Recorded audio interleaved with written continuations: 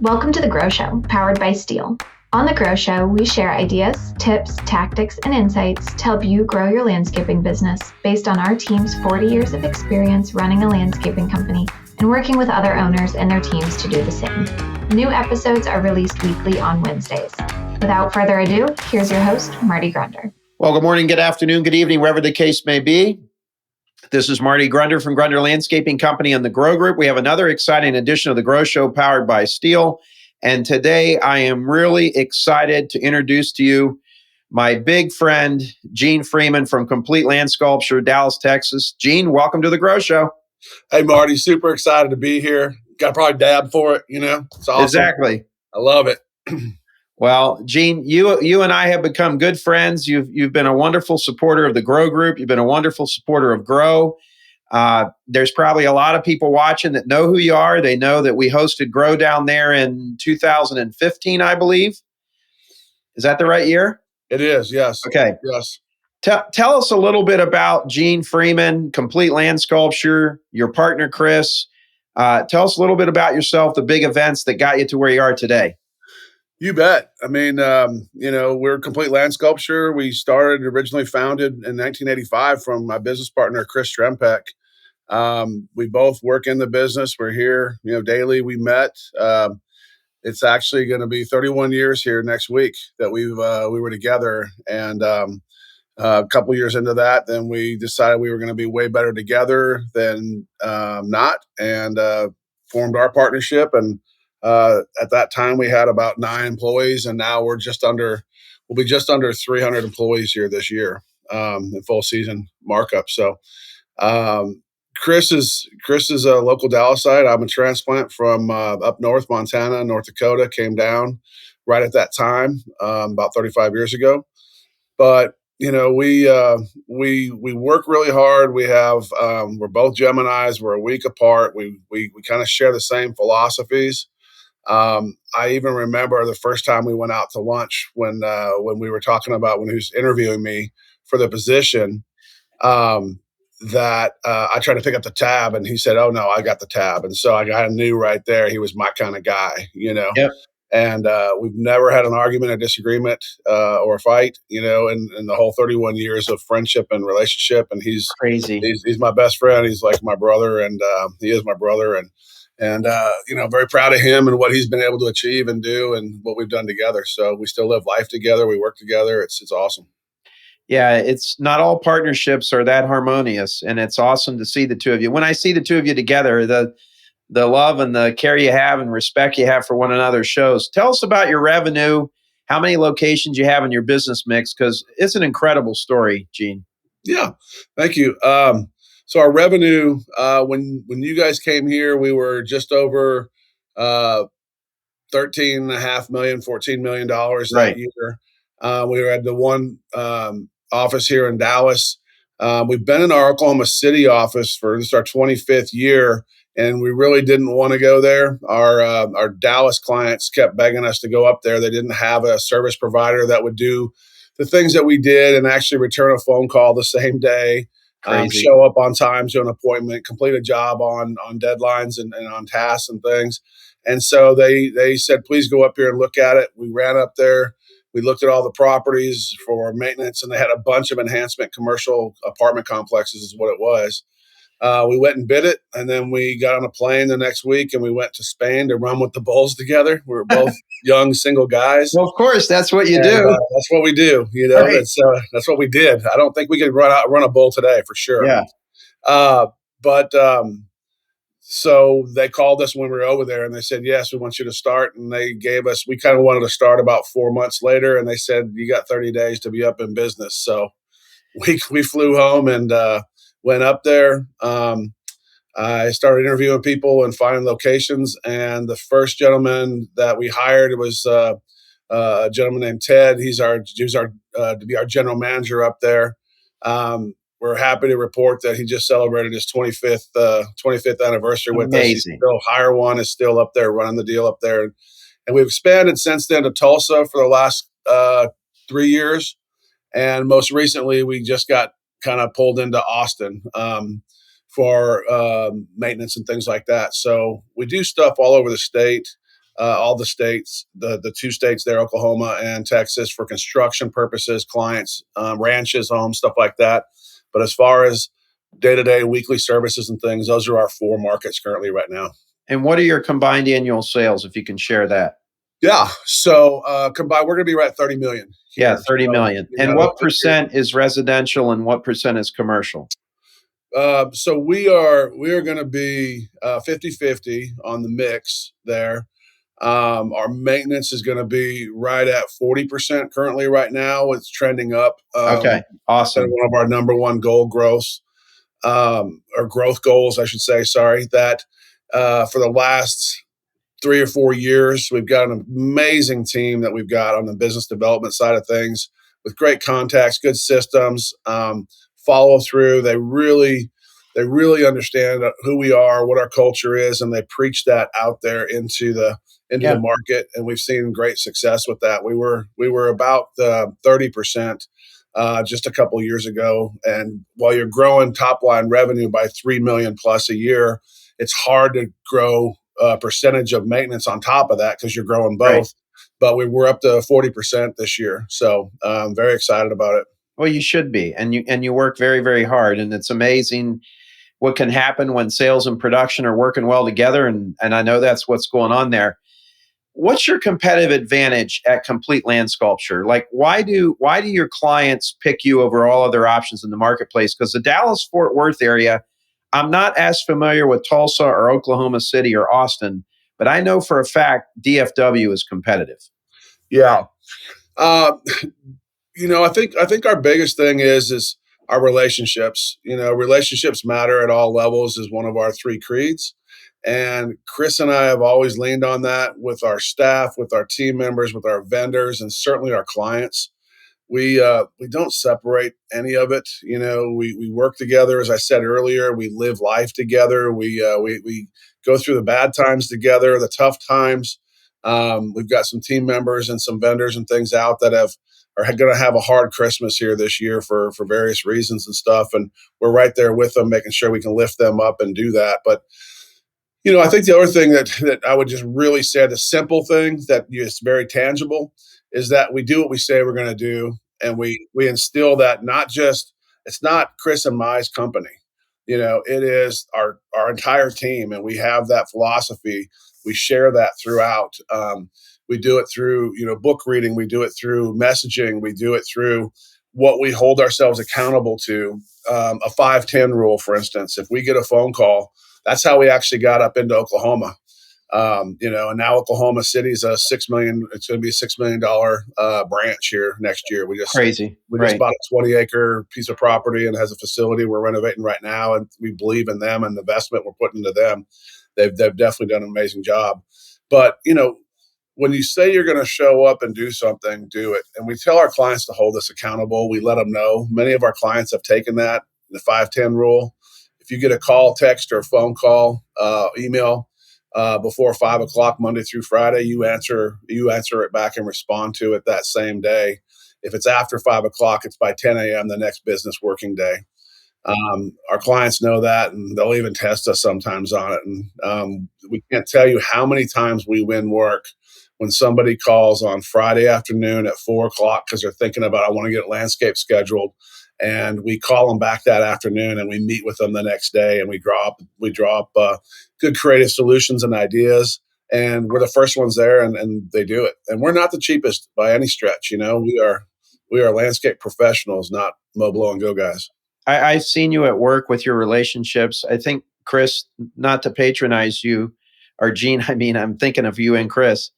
The thing that's most impressive to me about you and Chris is when you go to grow, when I see you at the ACE Summit, when all the ACEs get together, I find you talking to all size contractors. I don't see you just talking to the big guys. I see you talking to little guys. And when I've overheard your conversations, it's not all about what Gene's doing. You're asking them what they're doing, and you're trying to learn. And I think it's, when you tell me that that's your culture, that everybody matters, I see that in you, to be blunt with you, Gene. Well, I appreciate that. We learned that, you do it well. You're very good at connecting people. You're very good at introducing people. Uh, the whole grow. When we hosted grow, we had never been. We didn't know what a grow was. We were just like, I guess we can do this. And you guys gave us the layout between yourself and Vince and some of your other team at that time to kind of structure and put it on. But you know you get so much out of that. And I get so much out of, we all can. It's just the ones that really want to listen and do. I get some great ideas. You've seen my warehouse. I've sent you pictures from Josiah and Joseph down there in San Antonio, the career path, and they got the banners hanging down and stuff. They're not they're half our size, or less at that point. And they're going to go flying by. They're going to do the same thing that we're doing if that's their path and that's what they choose to do. But amazing things can be learned and discussed and taught. And then, really, for me too, it's just the humanality of it. We turn on the TV and we turn on the news and we turn on all these things that we can't control.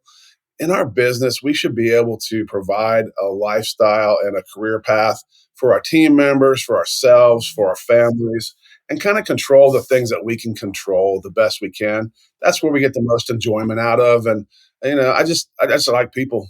I like people, and it's definitely my battery recharge is talking to people. I'm impressed by several of the young people that are just in grow.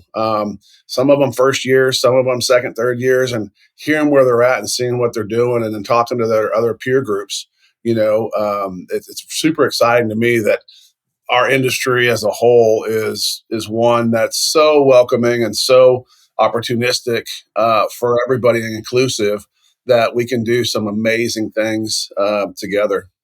You and I were talking some small talk here before we went live, and we were talking about our college experience.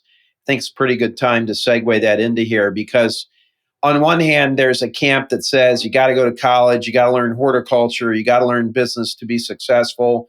On the other hand, there's a camp that says you don't need to do that. Tell us a little bit about your educational background because I find it very, very interesting, and I'll share my part on it as well. Yeah.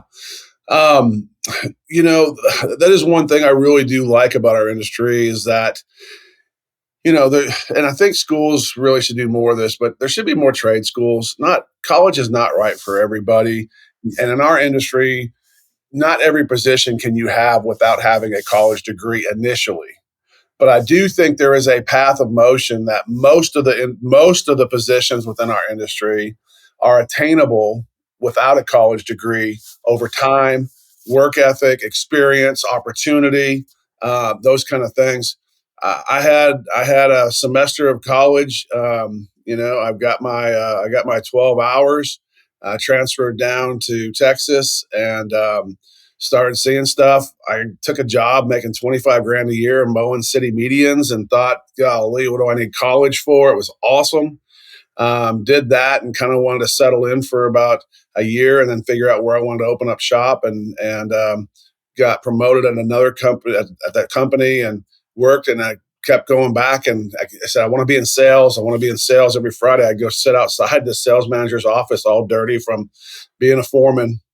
And he said, well, you have to have a college degree. And I said, well, I know I can do this. I've done it before for myself. I have 3 newspaper routes. I built up my business in North Dakota. I just kind of went through all of that. And I kept going back every Friday. I'd sit there. And if he was in a meeting, I'd wait for him. And he'd come out. And finally, about 6 months later, after doing that, he had let go of 2 of his salespeople in the last 2 weeks. And he finally was just fed up with it. He goes, you know what? If your supervisor will let you come over here, you're so damn perseverance. I think you might be able to do something, but it's going to be on you. And so he gave me the opportunity. And at that point, I was 19 and a half years old and was selling for what then was one of the big commercial players in Dallas and did very well, but they gave me the worst territory. It was an area out in East Dallas and industrials. And I sold my first account was Packaging Corp of America. I came back in like I had just signed the White House, I'd signed the biggest contract ever. And it was, I still remember to this day, $29,950 a year was the annual contract. And brought it back in, and was off to the races from there. One of the gentlemen that worked there at the time, um, his name was Alvino. He and I worked in production together. He was in landscape. I was in the maintenance side, but we'd always get together after work and talk in the parking lot, a bunch of group. He's over here now. He's 74 years old. He's been with us over here for over 20 years.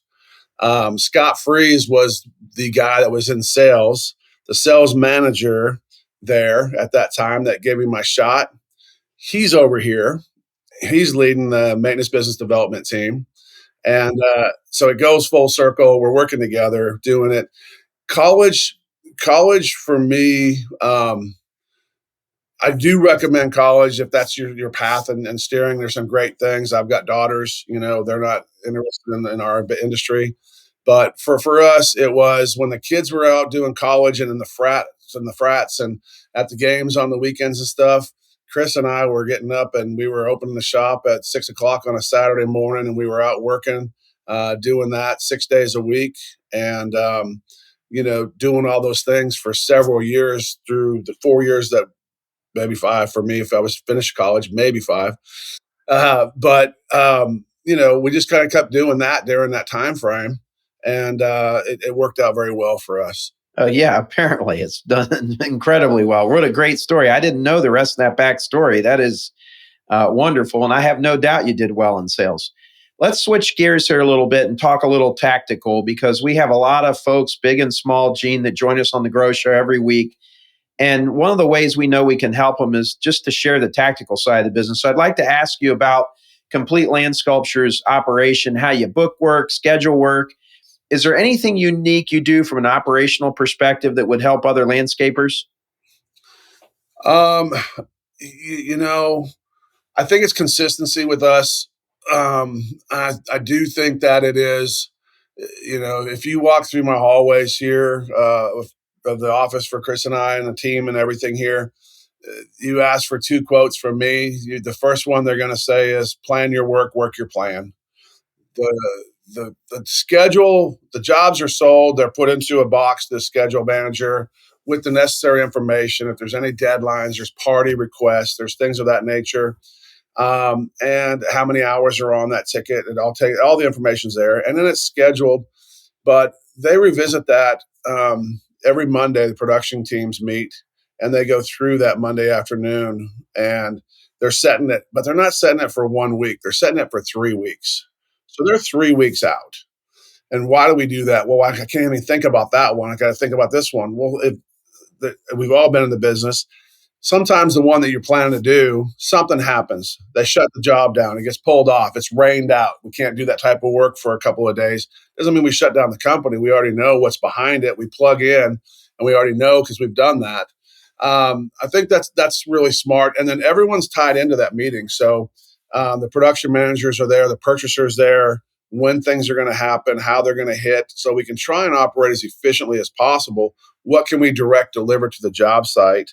And if we know we can't get trees there until Tuesday because they don't load trees over the weekend, we don't schedule that job on Monday. We schedule that job to start on Tuesday, for instance. So those kind of things certainly help us out. The other thing that helps us and gives us a real competitive advantage, I think, and it's not doable until you're at a certain size, probably, is we have a PM crew, and we've talked about this before, Marty.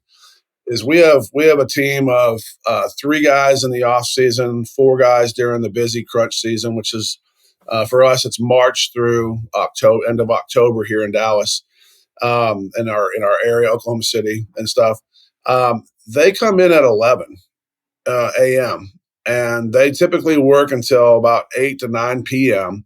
And when our foremen go out and they come back, they drop their keys off and they plug their phone in and they go home. These guys, they have all the load requests. They unload their truck. They fuel it up there on site. They have all the plants already pulled for the next day in their bin. They load those up. They tarp it. They disconnect this piece of equipment. They add a bobcat and a trailer onto that vehicle for the next day. It's ready to roll. And so the foreman and the crews that come in, they're not they're not exhausted by working a regular 9-hour day out in the field and coming in and having to spend an hour and a half doing that on top of it. You do that throughout the course of the season and the course of the summer. It just wears the guys down. And then that time typically is all overtime too. That indirect time is overtime, loading and doing. This way it helps us prevent that. And then when they come in the morning, they're ready to go. They're ready to go. And you got traffic issues in Dallas, so you're ahead of all that. That's correct. Correct. Yeah. No, it's fantastic. Is there any technology or software that you're a big proponent of that you'd like to share? Not really. And I think I'll tell you what we're using. We use Asset, which is Include. They have been working on this program and the software. We were in it very early. There's a handful of people in our industry that are still on it. They're recommitting the programming. It's going to the cloud. I will be the first to tell you, neither Chris nor I are technology guys. So we're not going to be great at creating a spreadsheet for you and doing that. The beauty of that is even not going to college, we're smart enough to know what we're not good at, and we hire the best people for those things that fit our culture and our team. And they can get that information, they can deliver it to us, and in a format that share it with the team. And they've got great ideas on how they can create different KPIs and things that would be useful and helpful and stuff. But the reason we like this program, whether it's Asset or it's Aspire or a lot of the big names that are out there, is that it's a womb to tomb program. So when the first phone call comes in, it tracks the lead generation where it came from, all the way back out until through the job, through the estimating, through job closeout, through year-end analysis. It has everything within the program itself, and it does very well for maintenance and construction, irrigation repairs, enhancements, those kind of things. So that's where we're at currently right now. Okay. Let's move on to trucks and equipment. Tell us about what you run. If you buy, you lease, you pay cash, do you have a mechanic? This is one of those areas where I think some owners and leaders of landscaping companies focus too much on the equipment. I think some don't focus on it enough. And, it's finding that tipping point. Where are you on equipment? What do you do? Buy, sell, lease? Give us your best practice on equipment. Yeah. We were talking offline, and we've had this conversation before, Marty. Right. How many of these T-shirts do we have of, yep, I was a mistake. We did that. Got that T-shirt. Been there, done that. Right. Equipment's a big one. Just let's start with the trucks and trucks and the truck. Is it a closed-in truck? Is it a box truck? Is it a truck and trailer, closed-in trailer, open trailer? Those kind of things. You kind of go through that and see what works best for you. For us, maintenance wise, we would always prefer to use a closed-in box truck. Yeah. Why? The Dovetail closed-in box truck. That's our most efficient, vehicle. The NPRs, the Isuzus, that's what we run. We have one size of tire. We have one size of air filter, one size of belts. All of that works really, really well for us. The trucks are all laid out the same. So where the backpack sprayer is going to be on your upper left, your weed eaters and your blowers are here, where stuff goes and where you can find bags or chemicals or things within. So that helps on a training standpoint. So that's what we're running from a maintenance standpoint whenever possible. There are areas that don't allow those type trucks in, which makes no sense to me, but it's more the height. It also adds for us, though, is advertising. Yeah. There's nothing like that thing when it's always clean. The PM crew also helps us. Those trucks never roll out dirty. They're always clean. But it allows us to market ourselves. The truck and trailers, then after that, we are Chevy. We buy Chevys, and then we have the enclosed maintenance trailers, which again act as the billboards and signage and stuff going down. Our Chevys, we have the 3/4 ton and full ton trucks that are pulling those types of machines, and then we've also got Chevy and Isuzu landscape construction trucks. The bigger trucks with dovetails, dump beds, sidewalls.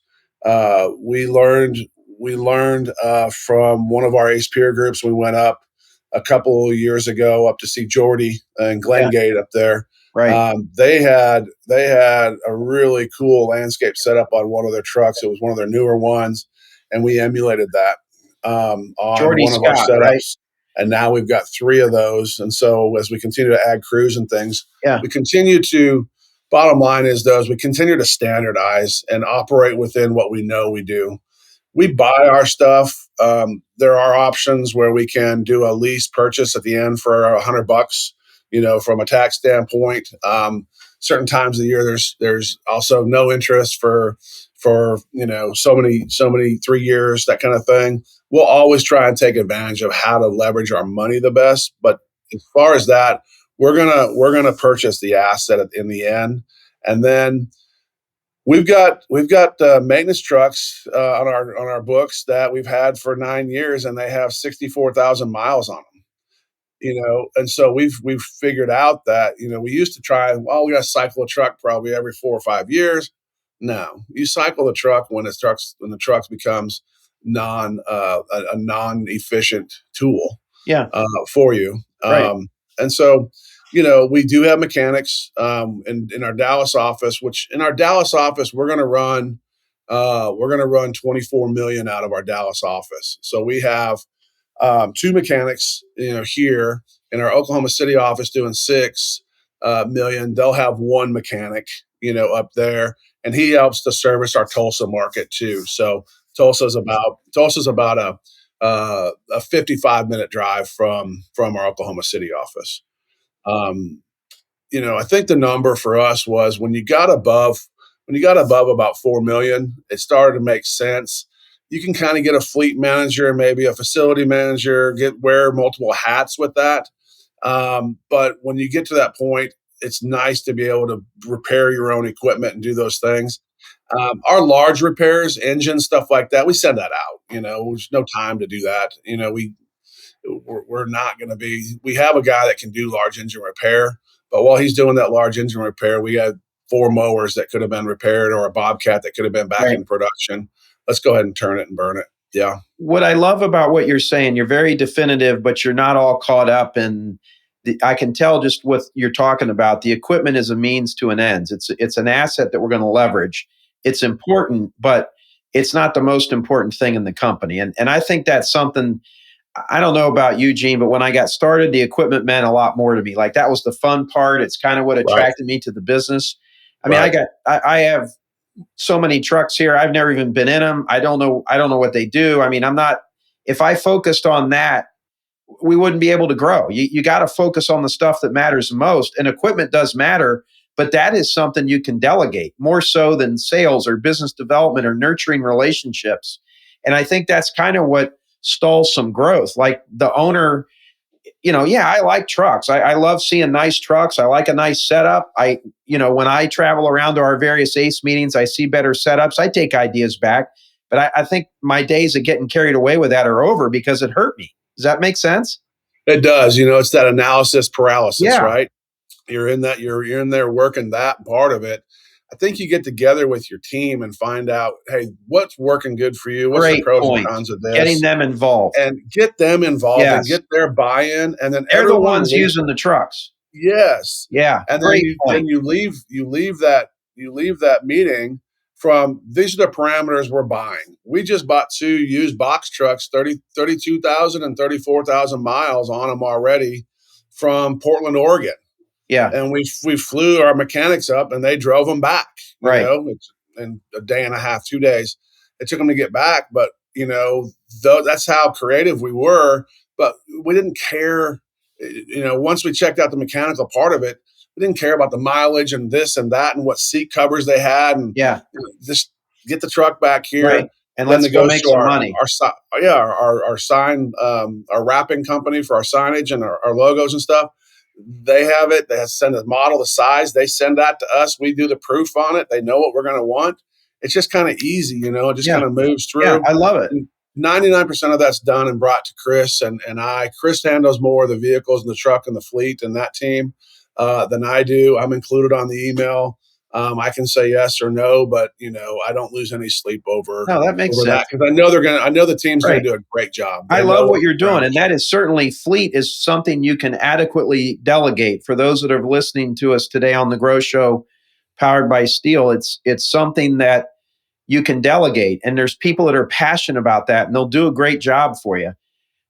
We've talked about branch offices, and you kind of gave us the little bit of insight as to why you went to Oklahoma City. You had customers in Dallas telling you to go. Was there anything you did wrong with the branch, or is there any advice you'd have? I think you know this. We're going to open a second branch in Cincinnati next year, as long as Yep. we get through some zoning issues with the property that we're trying to buy. If it's not at this property, it'll be in another one. We're going that way. Um, what what are the do's and don'ts of a second location? I mean, you have 4 locations now, so you must be pretty good at this. Well, I think the things that we're good at is we look at the sustainability of the accounts. Nothing's worse than going into a market and spending all the money and getting your team and hiring people and then having ultimately failure, 6, 12, 18 months, 2 years down the line, you retract and pull back, which is not a bad move. If it's not working, Yep. stop whatever it is you're doing. I think that's just a business Right. practice. Right. If it's broke and you can't fix it, then stop doing it and regroup your assets and live to fight another day. But for us, it really, you want to look at your location about where your people are going to come from. Okay. It's a huge hiring advantage when you get into a larger city, even like Tulsa and Cincinnati, Oklahoma City. They're not what we call mega markets, but they're big cities. Yeah. And if you're on the north side of town, but all your labor pool is coming from the south side Makes of town, sense. you're going to have problems. You're going Right. to have to pay a heck of a lot more per hour to try and get them, entice them to come up there. You're going to have, more travel time for them, less attendance, those kind of things. So think about that, in your overall deal. I also think, what you're good at. I like to say, one of my clients taught us this, but stick to your knitting. Yeah. The Right. saying Stay is, focused on that. hey, Right. if you're really good at construction and not so great at maintenance, you need to hire maintenance. You need to bring people in that can do that for you. Don't just go in and assume you're going to take over a market in maintenance if you're not great at it in your market you're in currently right now. Well, Yeah. we don't have big buildings. There's no office buildings here. We're kind of not that kind of market, but the big cities, they got big buildings and stuff, and we're going to come in and we're going to start doing maintenance. Yeah. You really kind of got to stick to your knitting and make sure you're set up for success. And then budget, make sure you've got some finances and some cash to support this thing, because you're going to have to support it and Yeah. cash flow it for a period of time until you Right. can kind of get it to where it goes. And then the other thing is they're not, unlike fleet that we talked about. Once you get that going on autopilot, satellite offices are not autopilot for a period of time. Right. You've got to stay on it. You've got to invest in it. You've got to be present. Otherwise, the culture can get sideways, right? Absolutely. Yeah. We weren't good at this. We just thought we put our fancy logo on. We had our trucks. We had these new team members up there. We would say we're going to do safety meetings, and they were like, "Yeah, whatever. We don't know what that is." And so it took a lot of years for us to get there. Yeah. Now we just had our Christmas party, which we had over 300 attendees. All their wives, kids, spouses, significant others came from all 4 offices. We had representation. And Jeez. that was done in our Dallas location. So it does matter. I think just knowing your numbers and kind of getting there. Brightview is, the big boy, one of them for sure, but they do it well, and they've got a lot of money and science behind it. They like the $5 million office model. They would rather, in a city like Dallas or those kind of things, they would rather have, if they were doing 20 million, they would want four or $5 million office sites. That's kind of their thing. They also like the truck and enclosed trailer thing. We don't agree with all of that. We think there's a lot of lost efficiency. They're doing it on a huge scale. I'm sure there's studies and things, but do what works for you and what you can manage and entail. we're able to also support a lot of the back office stuff in those new markets. We don't have to hire somebody to answer the phones there, for instance. The phone is forwarded and it's answered in our Dallas location for all the offices. So we have a phone number. That phone number looks like we're, there from a phone answering standpoint, but the phone is actually answered in Dallas. So those are things that can keep costs down and kind of still keep your experience, your tracking, the smile on the face of the other end of the phone. It's not easy to find that all the time. And so that person, yeah, that person, we've got fanatical experiences. We just had one last week where someone called in and goes, I can hear your smile through the phone. And, when we read that in the company huddle, she lit up like a Roman candle, and we all get it because she is that person, and she's great at it. She's phenomenal. You hosted Grow. What did you learn from hosting Grow? Why should someone come to Grow? What have you got out of Grow? I know I'm being self-serving with the question, but you've just impressed me so much with how I don't think you've missed a Grow since you hosted, and you're always there and you're involved. What do you get out of Grow? What is it? Yeah. Grow,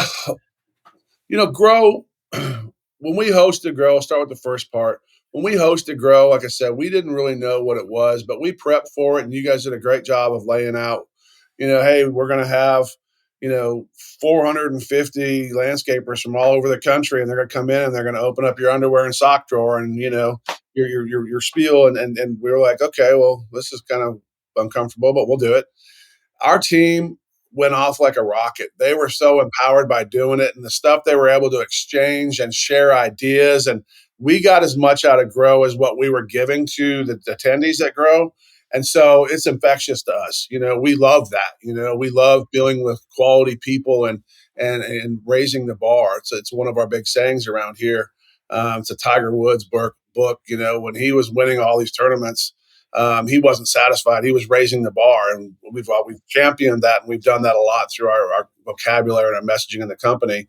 But that's what we did. We just started raising the bar. If it was our rollout, we started raising the bar. If it was, our sales presentation, if it was deliverables, if it was, just how we give annual reviews, how we do raises, what our bonus program can look like, those kind of things. So that's what we got out of it then. Subsequently, I haven't missed one. What we get out of it now is similar. We still get all the things I just talked about, and there are ideas, and we call them nuggets. After being in the business for almost 40 years, 35 years, it nothing really shocks you on a day-to-day basis, but there's always something that's really unique. This last year at Grow, the whole AI deal, it's changed the way that we're doing messaging and marketing and recruiting and things in here. That was just one little nugget we're bringing back, but it changed the whole ripple through the company and all offices. Also, too, I think just the energy. You got like-minded people that are going through this. Hey, I didn't get my H-2Bs. Well, what'd you do when you didn't get your H-2Bs? Well, we pivoted and did this. We're our ACE peer group and our GroupMe app. We're constantly sending stuff back and forth, and you're getting your top level people that care about you, that and you're invested in and trusted with. That's the ACE peer group part of it that comes out of Grow. But you're getting instant information and feedback. If I sent a message right now, I promise you, I'd bet you $1,000 I'd have 6 responses back in less than 10 minutes of Crazy. what they're doing or what they suggest on the situation. Right. And then just the resources, the relationships and resources, people that aren't in our peer group that I know about. If I've got someone, one of our team members here, his wife has the big person job. He was a field supervisor, account manager for us. She got pulled back into Washington, D.C. to work at the Pentagon.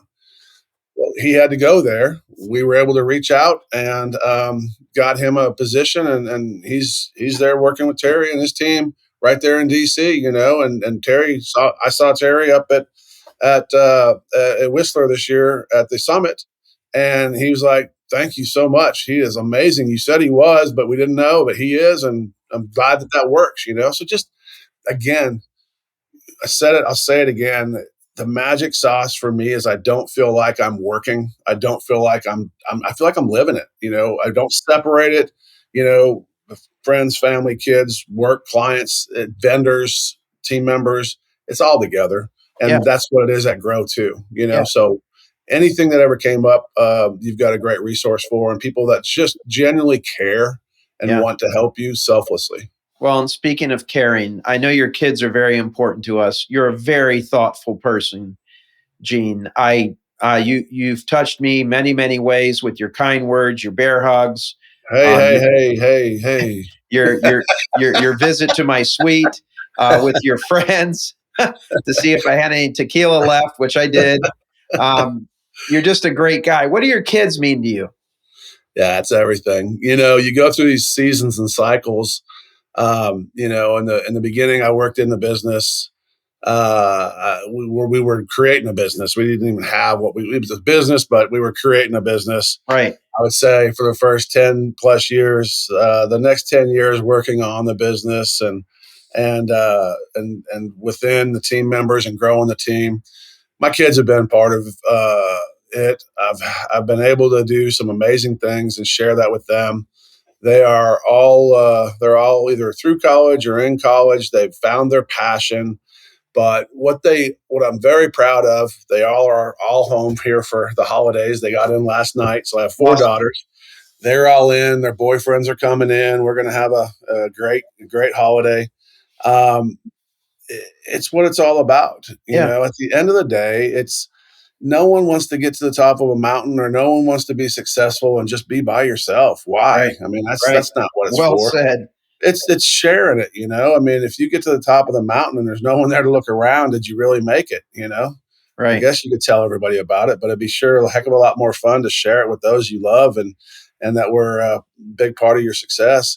All of my girls are super hardworking. My youngest is a freshman at Arkansas, and I went up there to see her for a family football game weekend, and found out she's substitute teaching at school. And I was like, why? And she's like, well, just, you do so much. And I thought I could do this in classes. I didn't have classes Monday and Friday, and she was doing that. And then she's volunteering at the church on Sunday mornings. And it just makes you really proud that, they see what you're doing, whether you think so or not. Yeah. All the work you put into it, the lessons you lead, Yeah. the relationships that you have. You go into a place and someone comes up and says, "Hey, nice to see you," and they're like, "Who's Right. that?" And they go, "He's a vendor. He's a sub. He Right. works with us. He's a team member. He's a Right. client." Right. Being part of the community. Yeah, they do it, and they're actively doing it themselves. It's really cool to see. So, Gene, what would you tell the 25-year-old version of Gene Freeman? What would you tell him to do or not do? Yeah, I would say, really plan your work and work your plan. Know what you do well and stay to that. Look for guidance and people around you that you can, partner with, live life with, learn with, run your business with. Um, Follow the 5-10 rule. Do what you say you're going to do. Show up when you say you're going to Yeah. show up. It's so simple, but it stands out in Yeah. today's world in the service industry of people following through and under promising and over delivering. And even as something as simple as, if you call me today before 5 o'clock, I will call you back. I may not have the answer or all the information you have, but I will respond and let you know and what our game plan is going to be for me to get that information to you by tomorrow morning or that kind of thing. So uh, doing that, I think is really smart. And then, put your dollars into your business. It's going to be your biggest return long term as you look at that and continue to grow. Your business is your team, your culture, your assets, your tools, your trucks, all the things we talked about here today. And I think you'll do very, very well. There's a lot there. Two comments. First of all, everyone listening, no matter how big or small your company is, the things you said to do when you're 25, isn't it amazing how that's still the same things we should be doing today? Yeah, it's so simple. The stuff that our dads and our grandpas said Yeah. when we were 25, you know, Right. what's funny is a lot of them really were true, and they were lessons that Yeah. if we would have learned, we wouldn't have got those Yeah. T-shirts. Yeah. So focus on the basics. And then the other thing that I'm hearing you say, Gene, is the best investment is always in yourself. It is. It's in your business, Yeah. and your business is your team members too. You know, you don't want to be just sitting on top of that mountain and it's all about you and how much you can make. If you Yeah. pour into your Right. people, if you pour into your Amen. people and your Right. team, those results and those returns will come back exponentially. If you've got 5 team members and they're all hitting it really well, that's great. More than if you have one person hitting it really well and 5 people not. Imagine when you get to 10 doing it really well, and Right. 15 doing it really well. It just Right. really pays off. And I got to tell you, it's a heck of a ride. It's fun. It's not easy. What we do is definitely not easy, but it is worthy. We do make a difference in the world. We make many, many people very, very happy. We can turn around at the end of the day and see what we've created or done, making the world a more beautiful place, both Right. really both physically and the intangibly with relationships. Well, folks, we've had Gene Freeman with us from Dallas, Texas, Complete Landsculptures on the Grow Show, powered by Steel, dropping nuggets, as he said, for the last 45 plus minutes. Gene, everyone will see you at Grow February 6th, 7th, and 8th. I'm grateful for your time. I'm grateful for your friendship. And here's one promise I'm going to make to you. We are going to get around to golfing. I'm either going to come and play at your club in Dallas, or you're going to come and play at my club up here in Dayton, Ohio.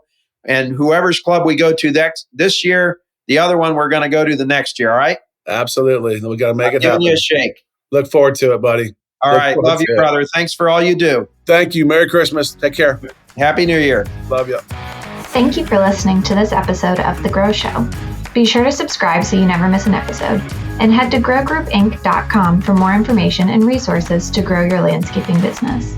A special thanks to the folks at Steel, whose support makes this podcast possible and whose reliable handheld power equipment makes our jobs easier daily. We'll talk to you next week.